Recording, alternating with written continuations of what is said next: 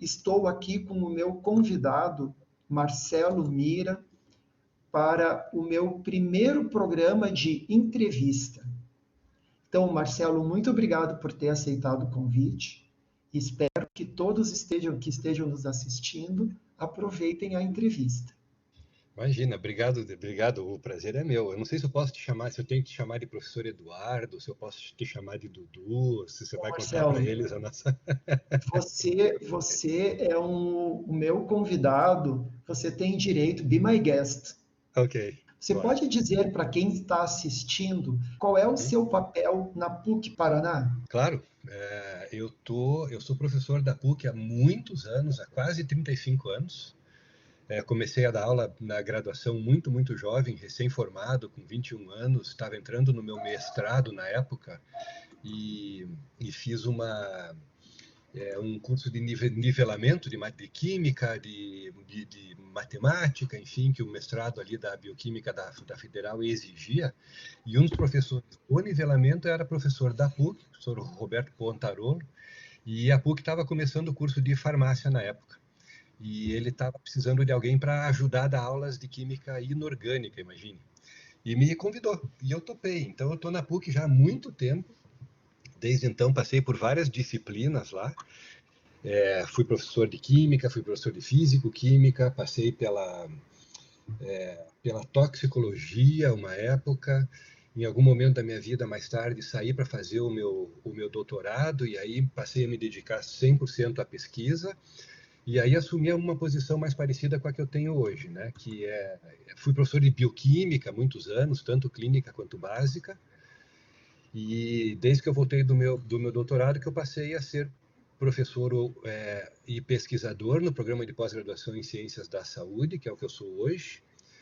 É, então, lá eu tenho o meu laboratório, o meu grupo de pesquisa, oriento, assim como você, doutorado, mestrado, pós-doc, iniciação científica, PIBIC Júnior, já tivemos toda essa galera lá. E de 7 anos para cá, eu fui convidado para assumir a diretoria de internacionalização da PUC, em paralelo com isso tudo, né? Então, ao longo dos últimos 7 anos, eu tenho me dividido entre a minha função de pesquisador e professor da pós-graduação e diretor de internacionalização. O lado ruim disso tudo foi que, para assumir a diretoria, eu tive que abrir mão das aulas na graduação, pela primeira vez na vida. Então já faz um bom tempo também, 7 anos, que eu não dou aulas na graduação, que eu estou todo concentrado em minha atividade acadêmica na pós-graduação. O que é muito ruim, eu sinto muita falta. Já falando um pouco de pesquisa, foi uma perda enorme, porque eu perdi a visibilidade que eu tinha na graduação para encontrar os bons candidatos à pós-graduação e iniciação científica, né? E esse é um recado que eu já queria deixar desde cara. A nossa atividade como pesquisador depende dos nossos estudantes. É uma parceria, não é nenhuma relação professor e estudante, é uma parceria. Cada um dos lados dessa parceria está fazendo isso porque precisa do outro, por algum motivo, e quando a parceria não funciona bem, os dois perdem. Por outro lado, quando ela funciona bem, é espetacular, né? Eu acho que é o que traduz melhor para mim a atividade de professor. Okay? Legal, Marcelo, obrigado. A próxima pergunta, ela é uma pergunta que são aquelas conversas que falam nos corredores. Eu queria saber se é verdade. Hum. É verdade que você foi o primeiro brasileiro a publicar na revista Nature? Cara, eu não tenho bem certeza disso, sabe? Corre esse boato. Eu acho que não. Eu acho que não, porque a revista Nature é uma revista antiquíssima e eu nunca pensei, nunca me preocupei em ir atrás para saber se algum brasileiro já publicou antes de mim. O que é muito legal é que a publicação que eu tenho da Nature não é só uma publicação na Nature, mas é também eu estou como primeiro autor nesse paper, né? E isso acho que reduz ainda mais a chance. Então deve ter realmente muito pouco brasileiro que tenha sido o primeiro autor da Nature na época em que eu publiquei, que já faz um bom tempo, já faz quase 20 anos. Então eu não sei, cara, sinceramente.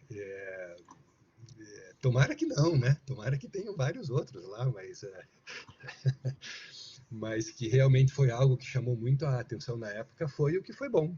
Foi bom porque Uhum. chamou atenção para a doença, chamou atenção para vários aspectos dela que a gente ainda hoje trabalha em relação ao estigma e tal. E Certo. acho que a gente soube na época usar essa divulgação, essa publicidade toda que o paper teve para melhorar um pouco o entendimento da doença e o impacto que ela tem na vida das pessoas. Tá legal, Marcelo. Os parabéns. Ah, A imagina, nossa obrigado. segunda pergunta parece prova agora. Ela é subdividida em 3 questões. Então fique atento ao enunciado e se tiver dúvida, se esquecer alguma, eu relembro você. Tá bom. Uma vez eu ouvi você comentar que seu orientador de doutorado disse que o filho dele, que estava no ensino médio, escrevia melhor do que você. 3 perguntas. Verdade. Primeira, como você se sentiu? Segunda, como você superou? E a terceira é, lembrando que temos aqui alunos de PIBIC Júnior que estão no nível médio, que conselho você daria para eles em relação à escrita científica? Hum.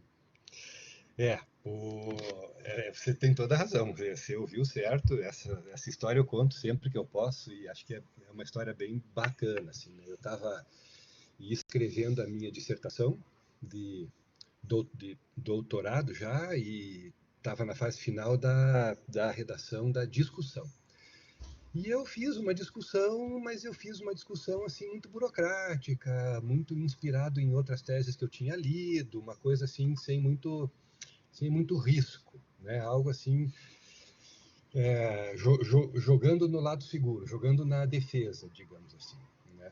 E submeti para o meu chefe lá, meu chefe canadense, que é alemão, na verdade, de origem, mas naturalizado canadense, foi onde eu fiz o meu doutorado. E ele nem respondeu a minha mensagem, ele desceu no laboratório, estava todo mundo trabalhando, assim, aquele laboratório cheio, chegou para mim e falou, Marcelo, o que é isso? E aí desceu o cacete na discussão que eu tinha mandado para ele e falou mesmo, falou exatamente isso. Ó, meu filho, que ainda nem está na faculdade, escreve melhor do que isso aqui. E deu as costas e saiu, cara. E eu fiquei, você pode imaginar, né, na frente de todo mundo, fiquei naquela mistura de com raiva, com vergonha, sem saber o que fazer, fiquei puto da cara.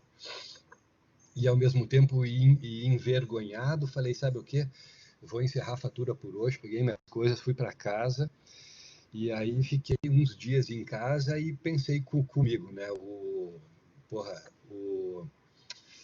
então tá. Então, se é para fazer do jeito que eu quero, então eu vou fazer do jeito que eu quero. Tipo assim, chutando o balde, né?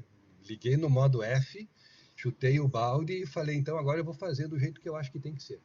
E reescrevi a discussão toda do jeito que eu acho, do jeito que eu quis e mandei para ele. E aí que eu recebi um dos e-mails mais legais da minha vida e esse e-mail ele é basicamente 3 palavras. Ele só respondeu para mim assim dizendo That is a discussion. Só isso. Então eu acho que eu entendi então melhor o que aconteceu. Ele realmente me Traduz botou para nós, pressão. Marcelo, o que ele falou? That is a discussion. Isso é uma discussão. Foi isso que ele disse. Então eu acho assim que ele quis realmente me botar pressão, me dar uma chacoalhada do tipo, cara, acorde, você pode fazer melhor do que isso. Né? E fez da maneira mais traumática possível. Eu acho que isso nem seria possível de se fazer hoje em dia, com todos os politicamente corretos que a gente tem que lidar. Mas no meu caso funcionou muito bem. Né? Então, essa é a história. Eu conto para os meus orientados isso. Eu esqueci completamente essas subdivisões da pergunta que você fez, cara. Você já respondeu 2. A Aham. última delas Qual é? é assim. Eu vou aproveitar a última com mais o que apareceu aqui de improviso no chat, que foi a Uhum, professora Débora que perguntou, uhum, uhum. porque eu tinha perguntado para você que conselho você daria para um PIBIC Ah, Júnior, né? sim. Uhum, Mas a Débora já fez essa pergunta também, né? Todo orientador de mestrado e doutorado sempre estabelece combinados com os seus orientandos, né? Você também estabelece combinados e quais são? Tô, Débora, combinados em que sentido, assim? Porque eu acho que eu imponho algumas regras de relação. Não é que eu imponho, a gente estabelece, sim, alguns combinados. Eu acho que se eu entendi a tua pergunta. Por exemplo, uma outra que o meu ex-orientador soltou, que é espetacular, né? Eu tinha que submeter um projeto para a CAPES para tentar uma bolsa, porque eu fui para o Canadá com família e sem dinheiro nenhum. Em um ano eu gastei tudo que eu tinha e eu estava assim completamente desamparado. E eu tinha que tentar uma bolsa da CAPES. E o meu orientador me entregou o meu projeto praticamente pronto e falou: mande esse aqui. E que era o projeto que ele tinha feito. E eu fiquei super chateado. Cheguei para ele e falei: cara, eu não posso mandar um documento que eu não fiz, eu não escrevi esse projeto. Não posso mandar esse projeto no meu nome. Não fui eu que fiz. Ele bateu nas minhas costas assim e falou: Marcelo, não se preocupe, cara. Tudo que você fizer sob minha orientação pelos próximos 5 anos, o mérito vai ser meu mesmo. Então pode mandar o teu projeto. Do tipo, assumindo para si a responsabilidade daquele trabalho e me colocando num lugar muito claro, né? Você vai trabalhar sob minha orientação, as responsabilidades finais são minhas, né? A gente vai fazer isso numa parceria, mas quem vai ter que responder por isso, em última análise, para o bem e para o mal, sou eu, o orientador, né? Então, esse, Débora, é o tipo de pacto, digamos assim, que eu faço com os meus orientados. Eu assumo responsabilidade total pelo que acontece no grupo. É, eu tento deixar clara essa relação de pares, né? Eles são pares entre si, então os doutorandos são pares entre eles, os mestrandos são pares entre eles, mas considerando essa estrutura de pares, ela também determina uma certa hierarquia dentro do grupo. Então, estudantes de iniciação científica respondem normalmente para mestrandos, que respondem para doutorandos, que respondem para pós-docs, que respondem para mim, e a gente organiza isso de uma forma que o grupo funciona razoavelmente bem. Claro que nada absolutamente impede de um estudante de iniciação científica me procurar um dia na minha sala para tirar uma dúvida, para conversar, para discutir um projeto. Não é assim aquela coisa militar, né? Mas eu gosto sempre de deixar que aquelas pessoas com um pouco mais de experiência tenham um pouco da experiência de orientar também quem está chegando e está um pouco antes deles. Então, não sei se eu respondi, mas é esse tipo de pacto que eu faço. Fora isso, não tem nenhum combinado assim que eu consiga pensar, a não ser que vocês tenham uma pergunta mais específica. Mas, Marcelo, talvez se você tivesse uma cartilha que você entregasse, seria Não. você responderia na hora. Então, como você não respondeu, eu considero que é mais abrangente mesmo, sem problema algum. Só assim, que conselho você daria para um PIBIC iniciante num processo de escrita científica? Só esse é o início da carreira da pessoa, ainda está no nível médio, alguns. Eu vou responder a tua pergunta e vou estender para todo mundo, tá? Não só para o PIBIC Júnior. Gente, vocês, redação científica é 99% treinamento. Ninguém nasce sabendo fazer, né? Eu tenho defendido isso muito. As pessoas, porque sabem escrever, acham que tem que saber escrever textos científicos, projetos, grants, papers, etc. E não é verdade. Se vocês se cobrarem isso, vocês vão estar se cobrando algo que é impossível, ok? Redação científica, de novo, é treinamento. Então, vocês precisam ter alguém do lado, vocês precisam ter um orientador muito próximo, muito presente, orientando vocês, ensinando vocês a fazer. Eu, por exemplo, não exijo que os meus alunos de iniciação científica me escrevam o projeto deles. Eu escrevo o projeto. Eu entrego o projeto pronto para eles. Ok? Até mesmo no mestrado, e em alguns casos, até no doutorado, eu já fiz isso. Por quê? De novo, aquela coisa que eu falei agora há pouco, a responsabilidade final por tudo que acontece no grupo é minha, certo? E as pessoas têm que receber treinamento para fazer essas coisas. Para mim é inconcebível que um orientador peça para um orientado, nos estágios iniciais do seu treinamento, iniciação científica, mesmo mestrado, que essa pessoa escreva um projeto científico redondinho, prontinho, feitinho, pronto para você entregar. Não dá, não tem como saber. Se vocês, estudantes, estão se cobrando isso, vocês estão se cobrando mais do que vocês podem entregar, ok? Então, o primeiro conselho que eu daria é esse: entenda que é um processo que envolve treinamento e que vocês precisam de alguém para treinar vocês, tem que ter alguém perto. E o segundo, leiam muito. Acho que leitura é fundamental. Ninguém vai aprender a redação científica se não ler trabalhos científicos. Muito. É o ponto de partida para tudo. Leitura de artigos científicos, leitura das teses do próprio grupo, que já foram produzidas no grupo, das dissertações, dos relatórios, dos projetos, dos grants, do colega. Isso tudo é material importante para vocês começarem a pensar em escrever os seus próprios textos científicos. Sabe? Não tem jeito melhor de você aprender a escrever do que lendo. Uhum. Legal, Marcelo. Nessa linha que você está falando, na sua opinião, qual é a função de um PIBIC e PIBIC Júnior num grupo de pesquisa? Para quem está nos escutando, que não conhece essa nomenclatura PIBIC e PIBIC Júnior, são estudantes de iniciação científica, tanto da graduação quanto do nível médio. Desculpa, Marcelo. Dudu, eu sei que eu estou falando coisas aqui que muita gente vai achar que é polêmico, tá? Eu sei que tem vários orientadores que seguem essa rotina. Eu já cruzei com vários, e muitos deles muito bons, que pedem realmente para que os estudantes se escrevam seus projetos, apresentem as suas ideias, apresentem as suas propostas, etc. E é um jeito que, enfim, deve funcionar de alguma forma, né? Mas eu também estou aproveitando a liberdade que você está me dando para expor sem filtros as coisas que eu acho que devem acontecer num grupo de pesquisa aqui para caracterizar boa pesquisa e boa ciência, tá? Então, eu não estou aqui, não estou me vendo como alguém na função de criticar ou comentar a atividade dos outros, mas exclusivamente falar da minha, do jeito que eu faço. Isso. Uhum. E que pode não funcionar para todo mundo, evidentemente, né? Veja, iniciação científica é fundamental, né, gente? A iniciação, eu sempre, veja, se tornar um cientista é uma decisão de carreira, tá?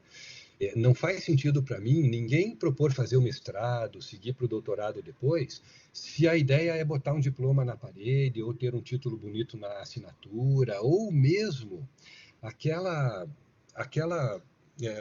coisa bem intencionada que a gente vê muitas vezes, né, do candidato que nos procura, de dizer, não, eu aprendi muito pouco na graduação, então eu quero aprender mais na pós-graduação. Não é para isso que o mestrado e o doutorado servem, tá? Eu já vou chegar na iniciação científica, você vai entender por que eu estou dizendo isso. Mestrado e doutorado são decisões de carreira, né? Vocês, em algum momento na formação de vocês, perceberam que ser um cientista é uma opção de carreira. E aí a pergunta é, bom, mas como é que eu me torno um cientista? Da mesma forma que eu me pergunto, como é que eu me torno um arquiteto, ou um jornalista, ou um farmacêutico, ou um educador físico? Como é que eu me torno um cientista? Bom, o caminho para se tornar um cientista é fazer uma graduação e, em seguida, embarcar no treinamento científico através da pós-graduação. Então, é para isso que o doutorado e o mestrado servem. De novo, é treinamento para uma carreira. E a iniciação científica é o primeiro passo disso, né? Então, o pessoal que, durante a graduação, acorda para a possibilidade de seguir a carreira científica, já pode dar o primeiro passo através da iniciação científica. E a iniciação científica júnior é ainda mais precoce o passo, né? Alguém lá no ensino médio ainda que sonha em virar cientista um dia, pode já começar a se testar através da iniciação científica júnior, ok? Então, a iniciação científica é super importante para isso. No ambiente do laboratório, o estudante de iniciação científica, pelo menos no meu, ele é tratado igualzinho a todos os outros, ele tem a mesma importância que todos os outros. O que a gente faz é normalmente tirar um pedaço de um trabalho de doutorado, por exemplo, ou mesmo de mestrado, transformar aquilo num projetinho independente, né? E isso se torna o projeto de iniciação científica. Então, eles sempre estão, os meus projetos de IC estão sempre inseridos em um projeto maior, né? E o grupo todo funciona desse jeito. Até mesmo os projetos dos meus doutorandos e tal estão inseridos no meu projeto científico maior, né? Então, é muito natural isso dentro do grupo. E aí, claro, eles têm uma importância enorme. Eles executam experimentos, eles fazem análises, eles participam das discussões, eles, inclusive, muitas vezes entram na coautoria dos papers. Então, eles são uma peça tão importante no funcionamento do laboratório como qualquer outro que está lá. Certo. Obrigado, Marcelo, por mais essa resposta. Vamos para uma pergunta subdividida em 3 perguntas novamente. Bora. Vamos lá. A primeira é: você pode explicar o que é a expressão publish or perish? Opa! E daí a segunda: você acha importante que sejam produzidos artigos? E a última: mas afinal, para que eles servem? Ok, excelentes perguntas, todas elas. Publish or perish vem da noção de que você mede a qualidade de um pesquisador pela quantidade de artigos que ele produz, né? Então, de novo, para comparar, você tem como saber se um médico é um bom médico, se um engenheiro é um bom engenheiro, etc, etc. E aí você se pergunta, como eu sei que um pesquisador é um bom pesquisador, né? E por muito tempo se acreditou, eu já não acredito mais nisso, que você media isso pela produtividade no sentido assim, quanto mais papers ele publicar, mais produtivo ele é, né? E aí vem a expressão publish or perish. Se você não publica, você não sobrevive, porque você precisa captar recursos, você precisa atrair dinheiro para o seu laboratório, você precisa atrair os estudantes para o seu laboratório, e isso tudo você convence as pessoas a te financiar, a te dar uma bolsa, a te suportar, etc., mostrando para elas que você é produtivo. Então, por extensão, eu tenho que produzir papers para mostrar que eu sou produtivo para poder sobreviver na minha carreira, certo? Essa é a lógica. O problema é que rapidamente se percebeu que quantidade não significa absolutamente nada, né? Eu acho que os mais atentos que estão ouvindo a gente já sacaram isso. Quantidade não é qualidade. E isso gerou, inclusive, uma distorção gravíssima, que eu acho, que é dos pesquisadores acharem que tem que publicar grandes volumes de papers para se provarem produtivos. Então, pegam um grande projeto, uma grande linha de investigação científica, tá? Trabalham naquilo e, na medida em que vão encontrando resultadinhos, vão publicando paperzinhos desses resultados, né? Ao invés de fazer o que eu acho que é o certo, que é investir naquela investigação, tentar chegar o mais próximo possível da resposta, ok? E só então produzir um belo paper, um grande paper, um paper denso, com todos os seus resultados lá. É a opção entre publicar um paper e publicar 5, 6. Né? A quantidade de informação pode ser a mesma em 1 ou 5 ou 6. Mas, para mim, o bom cientista faz isso aqui. Eu sempre digo para o meu pessoal, você não publica quando tem um resultado, você publica quando tem uma resposta, ok? E às vezes, para chegar na resposta, você tem que juntar 3 ou 4 trabalhos, por exemplo, de mestrado num só, ou um de doutorado com 2, 3 de mestrado. Não sei, aí vai depender do que está acontecendo lá no teu grupo. Mas só quando você chega na resposta que você publica. Por exemplo, nós publicamos esse ano um paper numa revista muito boa, de fator de impacto bem alto, um paper todo tocado no nosso grupo, que levou 12 anos para terminar. Você me pergunta, você poderia ter produzido subpapers nesse período? Claro que poderia, vários, né? Mas a gente não produziu o paper enquanto a gente não achou que foi o mais longe possível em busca da resposta. Ok? Levou 12 anos? Cara, paciência. Então, 12 anos. Né? Para chegar num extremo disso, eu também brinco. Eu ouvi uma vez uma história, que eu não sei se é anedótica ou não, de um pesquisador. Vamos fingir que seja. Eu sempre finjo que seja o Francis Crick, que junto com o James Watson descobriu a dupla hélice do DNA. Tá? Ele pediu uma vez para um estudante dele para produzir um slide com o currículo dele. E o estudante ficou doido, cara. Uma hora o Francis Crick passou lá no laboratório, viu que o estudante estava com uma mesa cheia de paper e de papel e de coisa arada e tal, tentando sistematizar. E o Crick perguntou, cara, o que você está fazendo? Não, o senhor me pediu para fazer um levantamento da sua produção. Ele falou, não, você não entendeu. Faz um slide e põe assim, Francis Crick descobriu a dupla hélice de DNA. Para mim, eu me realizaria como cientista um dia, no final da minha carreira, se eu pudesse resumir o meu currículo num slide, assim. Esses dias, né, Dudu, eu vi uma palestra do César Cielo, e o César Cielo também apresentou o currículo dele num slide. Tinha 3 ou 4 bullets. Campeão olímpico dos 100 metros livre, recordista mundial, não sei o quê. Cara, deu, não precisa mais nada. Né? Para que eu preciso produzir enormes volumes de papers? A pergunta que eu tenho que me fazer é o quanto eu estou contribuindo para o avanço do conhecimento na área que eu escolhi. Essa é a pergunta. Né? Então, publish or perish é uma expressão datada, não funciona mais. Né?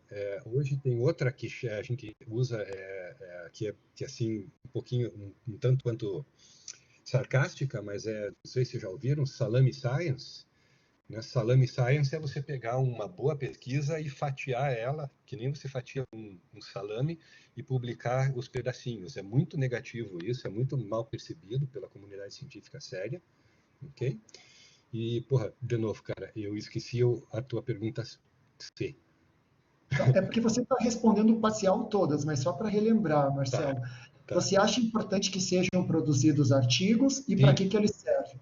sim, é super importante. Então tem esse outro lado que eu queria falar também, que a gente não pode demonizar o artigo científico, né? Que é o outro lado dessa história. Eu vejo muito, e vejo na PUC muito isso. O pesquisador, né, tudo que o cara faz é produzir artigo. Para que esses artigos servem? Só para o cara juntar lá uma pilha no currículo? Né? Não.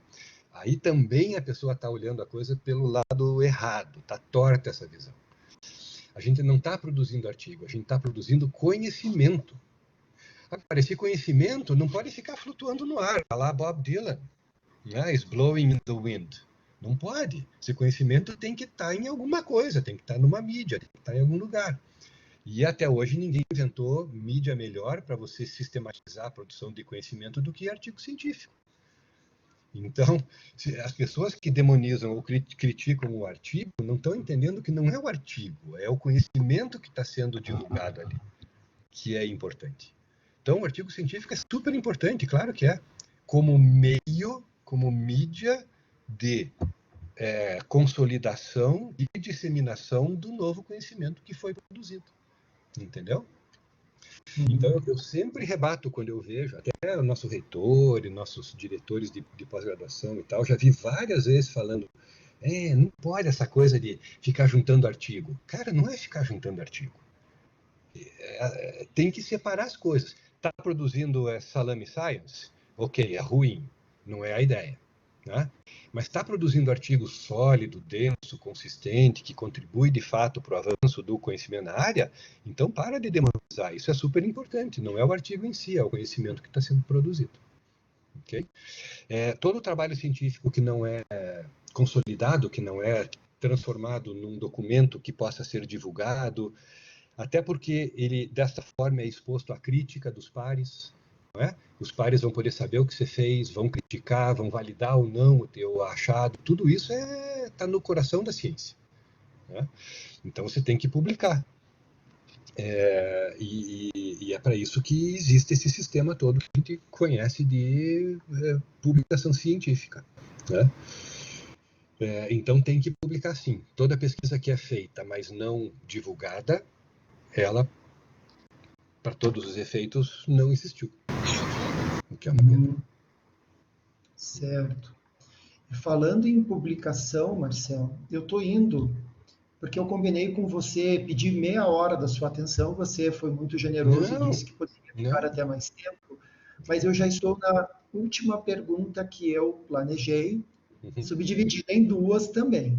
tá. Então vamos para o enunciado da questão.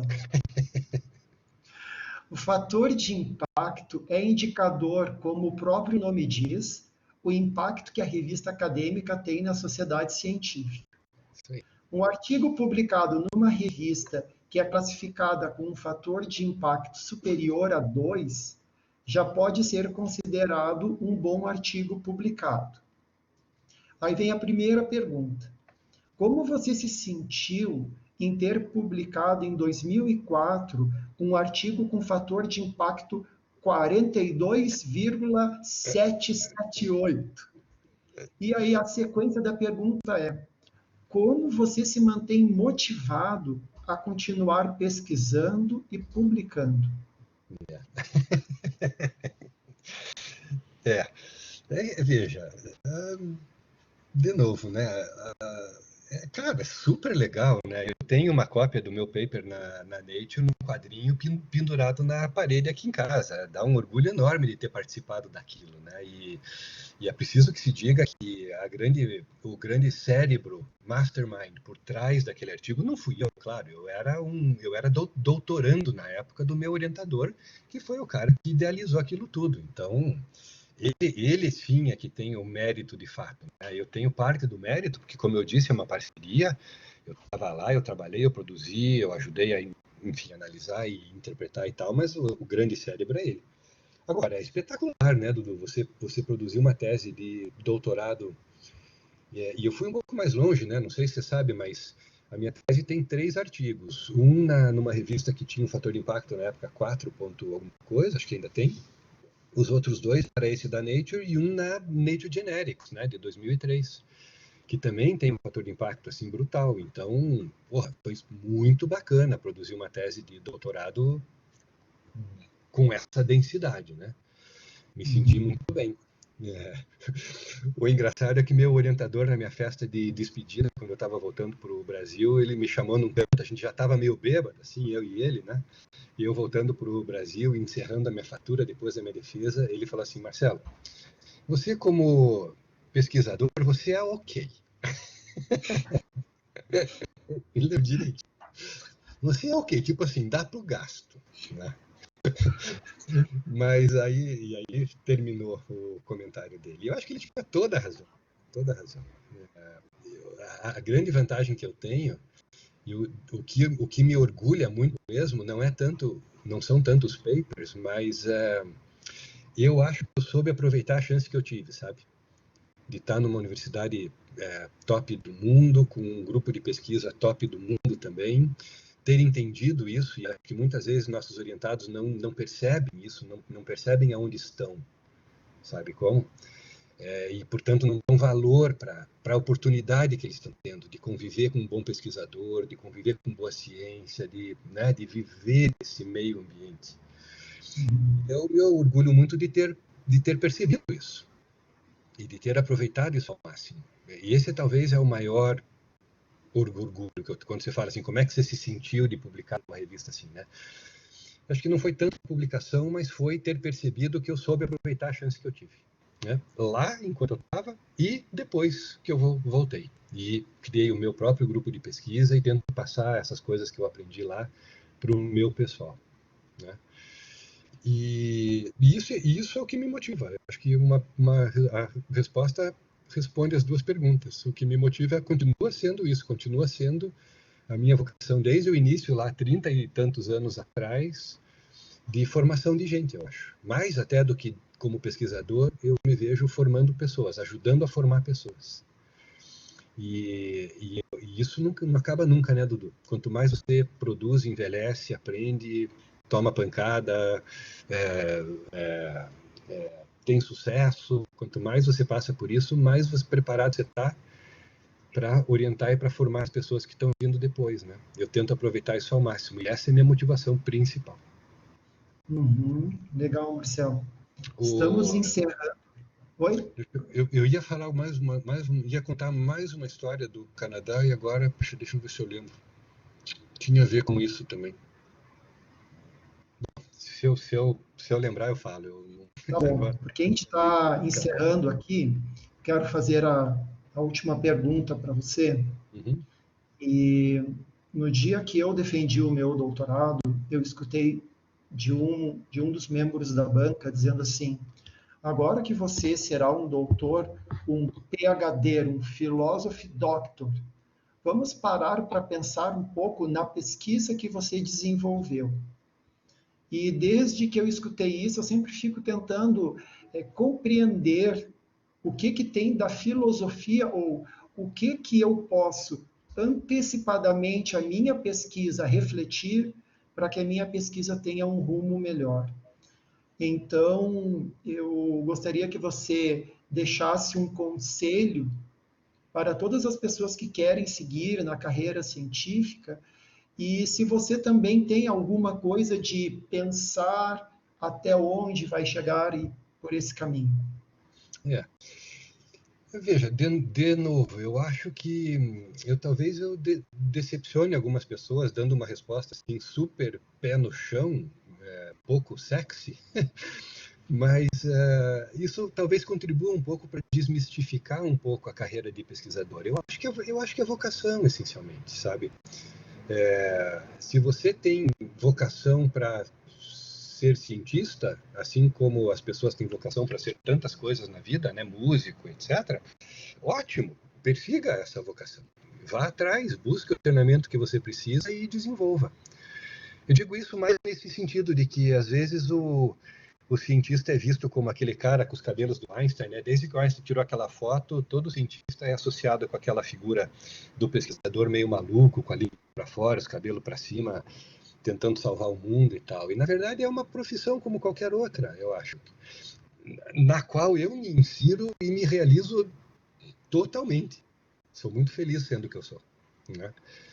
Um pesquisador na academia, as duas coisas juntas. Porque você pode ser pesquisador em outros lugares também, né? Institutos de pesquisa e tal. Sim, não precisa aliar a formação com produção científica necessariamente.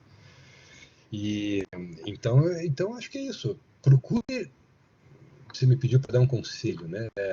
Procurem se perguntar se a carreira científica é algo que interessa para vocês, na medida em que vocês estão se perguntando o que vocês querem fazer com a vida profissional de vocês. E se vocês detectarem uma possível sim, um possível sim como resposta, vão atrás, comecem já. Vão pela iniciação científica, procurem alguém para fazer um bom mestrado se já estiverem formados e se testem nessa carreira. Eu acho espetacular, eu me realizo profundamente como cientista. Mas entendo também que para algumas pessoas pode não ser uma boa, né? Então, eu acho que nesse sentido que é importante insistir. Não existe nenhuma aura superior ou supernatural. Você tem um PhD no teu título. Who cares? Isso só te diz que você recebeu o treinamento para desempenhar a tua carreira como cientista. Nada mais do que isso, né? Não te faz diferente em nenhum aspecto e está ao alcance de todo mundo. Está ao alcance de todo mundo. Basta ir buscar esse treinamento que você chega lá. E acho que é isso, Dudu. Não sei se faltou alguma coisa. Você lembrou da história do Canadá? Ai, não. Esqueceu? Mas tem tantas, cara. A gente pode marcar uma outra dessas a qualquer hora, porque volta e meia pipoca alguma coisinha. Isso aí, Débora. Fica para a próxima. Tá certo. Então, nós conversamos hoje de tarde, entrevistei o professor Marcelo Mira. Marcelo, muito obrigado. Tenho certeza que as suas palavras vão ajudar as pessoas a pensarem melhor e compreenderem, desmistificar algumas coisas também. Uhum. Sempre é muito legal escutar, ouvir você. E vamos ficando por aqui nessa entrevista. E quem sabe a gente, pós-pandemia, consiga se encontrar em outros ambientes, né? Maravilha. Dudu, obrigado, cara. Obrigado pela oportunidade. Para mim é sempre muito valioso poder conversar com o pessoal de outros grupos, de diferentes estágios de formação. Foi um prazer enorme, cara. Sinceramente. Sempre que precisarem, quiserem contar comigo, estou à disposição. Tá bom? Tá certo então, Marcelo. Muito Obrigado, cara. obrigado